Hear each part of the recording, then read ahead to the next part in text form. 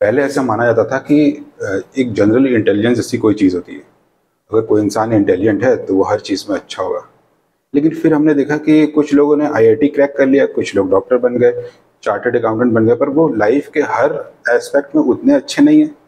और तब ये नया कंसेप्ट आया कि इंटेलिजेंस के भी अलग अलग हिस्से होते हैं, जैसे कि लॉजिकल मैथमेटिकल इंटेलिजेंस। अगर किसी में ये चीज़ है तो एक बढ़िया डायग्नोसिस करने वाला अच्छा डॉक्टर हो सकता है, चार्टर्ड अकाउंटेंट हो सकता है, या फिर बढ़िया इंजीनियर हो सकता है, बढ़िया लॉयर हो सकता है। लॉजिकल मैथमेटिकल इंटेलिजेंस उसकी तेज है। दूसरी है लिंग्विस्टिक इंटेलिजेंस। कोई ज़रूरी नहीं कोई व्यक्ति पढ़ा लिखा हो, उसके पास डिग्री हो या ना हो, पर जब वो बोलता है तो लोग सुनते हैं। तो बोलने की कला एक अलग ही चीज़ है। हम देखते हैं कि बहुत सारे इंटेलिजेंट लोग जिन्हें बहुत कुछ आता है, वो अपनी बात उतने अच्छे तरीके से बता ही नहीं पाते। हम बहुत सारे यूट्यूबर्स को देखते हैं, कितना अच्छा बोलते हैं वो लोग। तो लैंग्वेज लिंग्विस्टिक इंटेलिजेंस एक अलग ही हिस्सा है माइंड का। ऐसे ही बॉडीली काइनेस्थेटिक इंटेलिजेंस। क्या आप चलते फिरते टकरा जाते हैं, चीज़ें गिरा देते हैं? या फिर क्या आप जब ड्राइविंग करते हैं तो बहुत स्मूथ ड्राइविंग करते हैं? तो आपके शरीर का और मूवमेंट से संबंधित इंटेलिजेंस एक अलग ही हिस्सा है। हम लोग बहुत सारे वीडियोस देखते हैं जहां गर्ल्स को हम देखते हैं कि स्कूटी टकरा गई या चलाने के तरीके को लेकर लोग मीम्स बनाते हैं।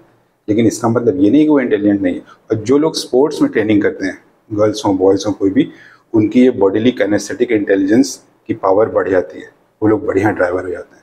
तो किसी भी तरह के स्पोर्ट्स में अगर आपने महारत हासिल की है तो आप एक अच्छे ड्राइवर भी बन जाएंगे। और ये माइंड का एक अलग हिस्सा है।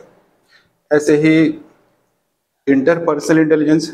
कुछ लोगों में दूसरों की समझ बड़ी अच्छी होती है, तो उनके दोस्त बहुत होते हैं, उनके कॉन्टैक्ट्स बहुत सारे रहते हैं, और हर कोई उनसे खुश रहता है। उन्हें समझ होती है दूसरों की फीलिंग की, किसे क्या चाहिए। और कुछ लोगों के रिश्ते हमेशा ही खराब रहते हैं। ऐसे ही है इंट्रापर्सनल इंटेलिजेंस। किसी किसी को तो अपनी ही फीलिंग्स की समझ नहीं होती। आप क्यों लो फील कर रहे हैं, क्या वजह है, भूख लगी है आपको, प्यास लगी है, कि थक गए हैं आप, अपनी ही समझ नहीं होती, या अपनी ही प्रायोरिटीज़ की पहचान नहीं होती। तो इंटरपर्सनल इंटेलिजेंस भी माइंड का एक अलग ही हिस्सा है। और हो सकता है कोई व्यक्ति एक चीज़ में बड़ा अच्छा हो, दूसरी चीज़ में उतना अच्छा ना हो। Musical intelligence. हो सकता है कोई इंसान को नोबेल अवार्ड मिल जाए लेकिन एक सुर ना निकलता हो उससे। तो म्यूजिकल इंटेलिजेंस एक ऐसी चीज़ है जो कि माइंड के एक अलग हिस्से से डिसाइड होता है कि किसी इंसान में म्यूजिक की समझ, उसका टेस्ट कितना अच्छा है।